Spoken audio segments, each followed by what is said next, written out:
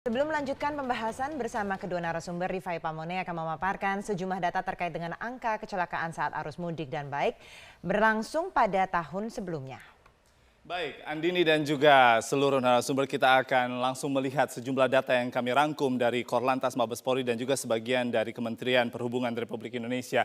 Kita akan memulai dari jumlah kecelakaan yang tadi juga sudah sempat disinggung, memang atribusinya menjadi sedikit menurun karena ini terbukti dari data yang kami rangkum melalui Korlantas Mabes Polri bahwa jumlah kecelakaan di tahun 2014, 2015, 2016 dari 3.888 kasus kemudian turun terus sampai 2016 menjadi 2.168 kasus kecelakaan selama arus mudik dan arus balik Lebaran di tahun tersebut, dan penurunannya di tahun 2015 kita lihat 21,6% dan turun lagi 21,9%. Jumlah kecelakaan atau angka kecelakaan ini selalu diikuti dengan angka korban baik meninggal dunia dan juga korban luka berat dan luka ringan. Kita mulai dari korban meninggal dunia.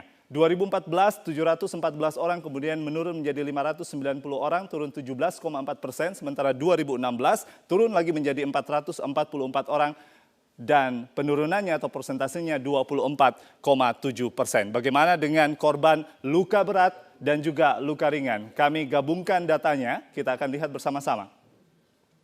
Data ini menunjukkan 5.665 orang kemudian menjadi korban luka berat dan luka ringan di tahun 2014, lalu turun 19,3% menjadi 4.574 orang dan turun lagi 32,5%, cukup jauh penurunannya menjadi 3.934 orang. Meski ada tren penurunan, Andini dan juga pemirsa Prime Time News, namun tetap harus diantisipasi karena angkanya masih sangat tinggi. Lalu bagaimana dengan kerugian material? Masih dalam kisaran 4,9 miliar rupiah dan ini mengalami kenaikan tipis saja sekitar 32 juta menjadi sekitar 0,65%. Dari seluruh data yang kami tunjukkan ini akan kami perlihatkan bahwa kesiapan dari armada mudik yang harusnya diperhatikan oleh masyarakat, karena tadi sudah disinggung roda 2, kendaraan pribadi tidak dianjurkan untuk kemudian melakukan perjalanan yang cukup jauh. Oleh karena itu beberapa transportasi moda pemerintah yang telah disiapkan khususnya dari Kementerian Perhubungan, datanya 1.400 bus antar kota, antar provinsi. Ini hanya 1.400 bus saja yang kemudian menjadi perhatian atau tanggung jawab dari Kementerian Perhubungan. Belum yang merupakan bus yang kemudian dikelola oleh pihak swasta. Jadi jumlahnya jauh lebih besar, jadi bisa sangat dimanfaatkan oleh masyarakat. Untuk moda transportasi laut, 1.100 lebih kapal penyeberangan di pulau-pulau kecil, kemudian juga pulau-pulau besar di pelabuhan besar di seluruh Indonesia sudah disiapkan.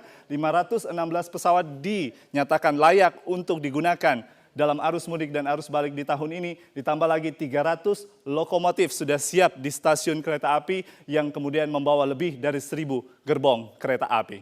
Demikian, Andini. Rifai Pamone, terima kasih.